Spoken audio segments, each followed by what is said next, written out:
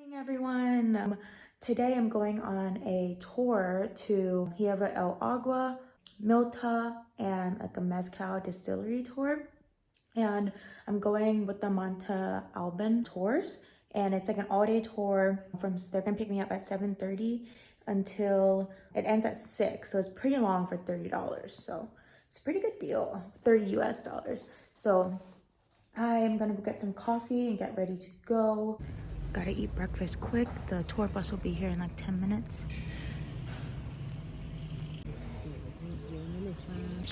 I'm on a tour right now, and it's all in Spanish, and I'm the only person who doesn't speak Spanish.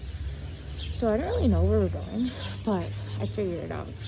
They dropped us off at a place where there's the tallest tree trunk, or the largest tree trunk, and I didn't know that until I got here. I was very confused where we were going.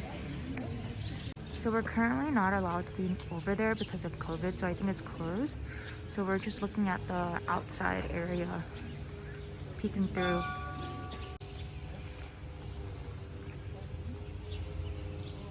Look at how colorful it looks.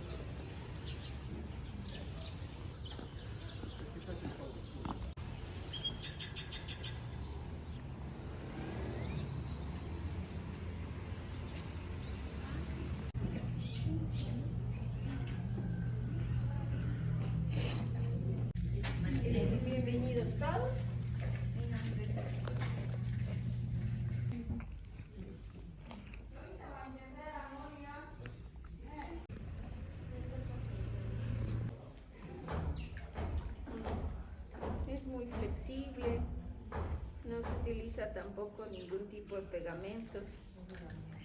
Con la misma cera se van pegando las piezas. Ahí tenemos una flor.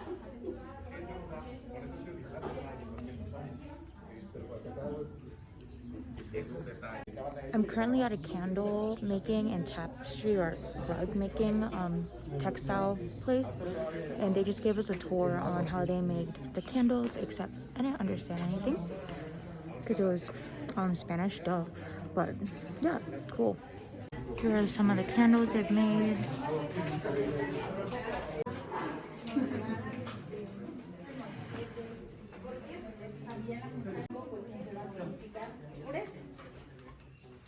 Pero ahora también va a cambiar, que el muchacho debe de ir miércoles y domingo, casa del sol.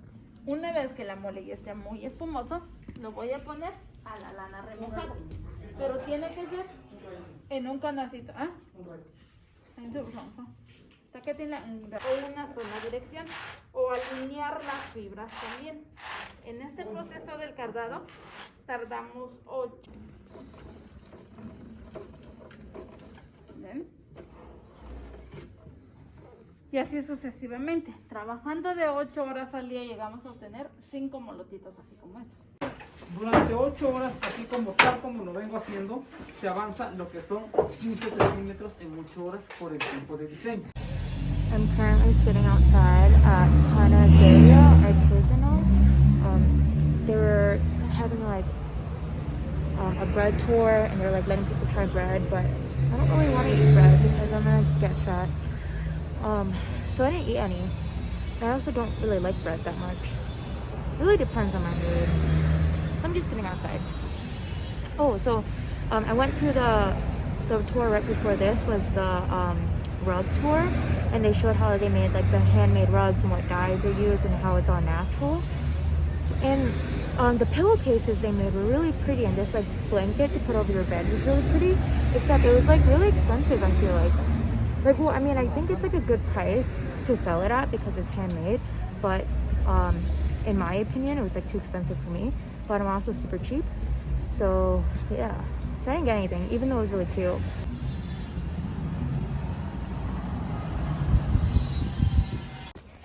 We're currently in Milta right now at a archaeological place. It's ruins, and I think 2 of the most popular ruins outside of Oaxaca City is Monte Alban and Milta. So we're here and taking photos.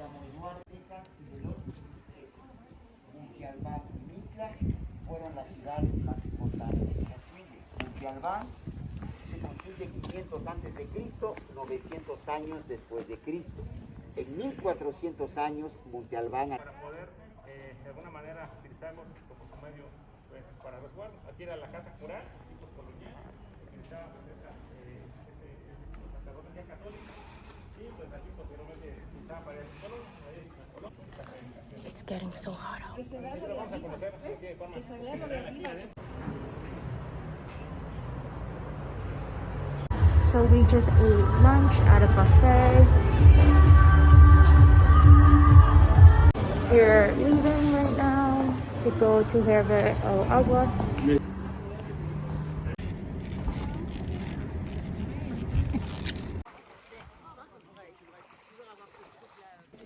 So we've made it to Herve El Agua, which is a petrified waterfall. It's in a indigenous village. I think it's between two villages. And when I was researching it, basically it was closed for a few months, and I think it just opened back up a month ago because the two villages were fighting over it, I guess, to see who should own it. And then I guess in order to get in here to this area, you have to pay an entrance fee, but I guess the people that were taking these money weren't returning them back into the villages. So anyways, it just opened back up. So in order to go into the village, the vehicle stops like on the outside, and you're supposed to get out of your car, and the person that's outside of the village basically gives you hand sanitizer and like sprays you down. And we did that twice when we went into Mitla. I mispronounced it. Earlier I said Milta, it's actually Mitla. And to get into this village, we also had to get out of the car and do the same thing.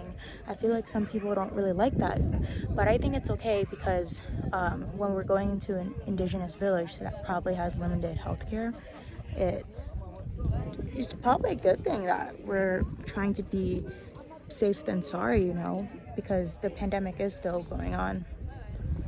So I am definitely overdressed, like in all black, because it's been really cold since I've been here.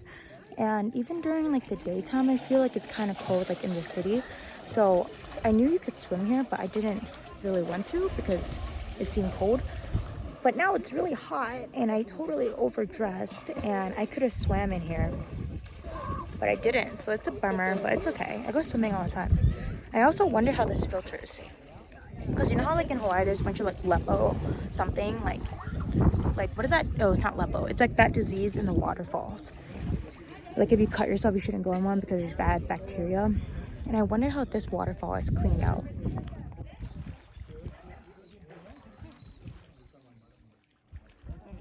So I was wondering how the water filtered out, but I think it does through here because it's bubbly.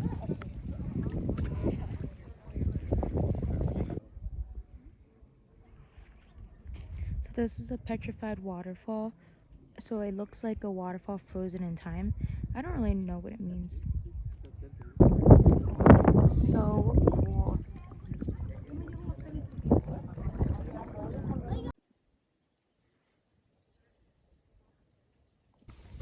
So I hiked down. It wasn't really a hike, it was like a 5-minute walk down this trail, and right here is the top of the second petrified waterfall, and I think this one doesn't have pools to swim in. Like basically you can hike down it, and I think there's another path over there, but if you want to hike like the steep way, you can go down this way, even though it says no trespassing. And no trespassing in Mexico probably is a real no trespassing, because no trespassing in Hawaii for a hike I feel like isn't a big deal, but I'm not gonna do that. So the temperature here is like pretty like good temperature, like it's like perfect temperature, but when you get in the sun it gets like super hot, and then when you're under shade it feels very nice. So it's just very confusing to me because like part of me kind of regrets not bringing a bathing suit to swim in the pools, but they also look a little bit dirty, and I know there's bad bacteria in there. Like I know it kind of filters itself, but there's like trash in there, like a little bit of trash, and looks really murky. So I think I'm just getting FOMO, even though I don't really care that much about it. This is what the market looks like next to Yerba El Agua. I'm gonna get a coconut. I got a coconut. It's a young one.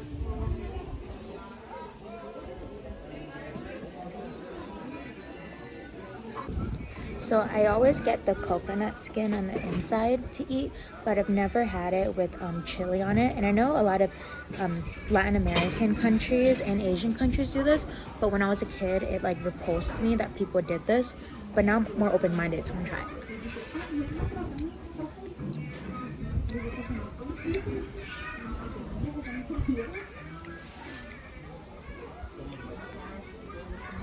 It makes it not taste sweet anymore. It just tastes like salty.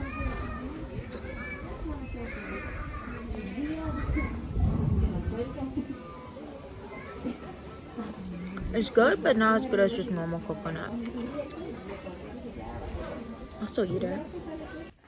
So I'm back home now from the tour. It was like the longest tour ever. It was like 12 hours long, way longer than I expected. The internet said it was from like 10 a.m. and it ends at like 6 p.m. But it actually started at like 7:30 and didn't end till almost 8 p.m. But I'm super tired, but I'm hungry, so I gotta go get some food. I'm gonna go back to the restaurant Origin or whatever that I went to the other night for some drinks, but because the food looks so good, and it's only like a block away from my hotel. I took a shower because I felt really dirty from the tour today. So I am gonna get going. Oh, one thing to mention is that at the end of the tour, we went to a mezcal distillery, but I was super tired and not in the mood to drink anything. So I just didn't have any drinks. But there's this one guy in my group and he was kind of weird. Like, I felt like he was like trying to be in a rush the entire time we were on the tour. Like, he just like wasn't having a good time. And I felt like he was like rubbing it off me, being like, oh, like, I don't like this, I don't like that. Like, at the distillery, they had like plastic shot glasses to let people taste them. And I didn't drink any, but he was like, I can't believe they're giving us plastic shot glasses. Like, this doesn't elevate the experience. Like, if they want to elevate it, then they should have glass. And he said that really loud in English, thinking that like no one speaks English there, but like a lot of the people understand like a little bit of English. So I was like, oh, that's so rude. Anyways, let's go to Oregon because I'm very hungry. Hey guys, it's editing me. Yes, I'm editing in a car and that is weird. I couldn't get into Oregon because basically all of the spots were full and it was a bummer because I did want to go there, but I never got to.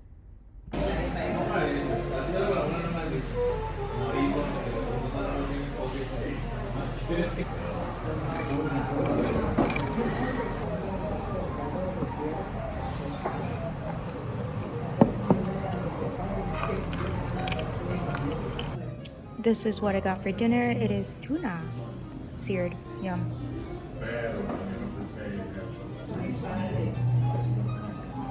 Esta es mi amiga que vino con su cumpleaños con la casa Oaxaca.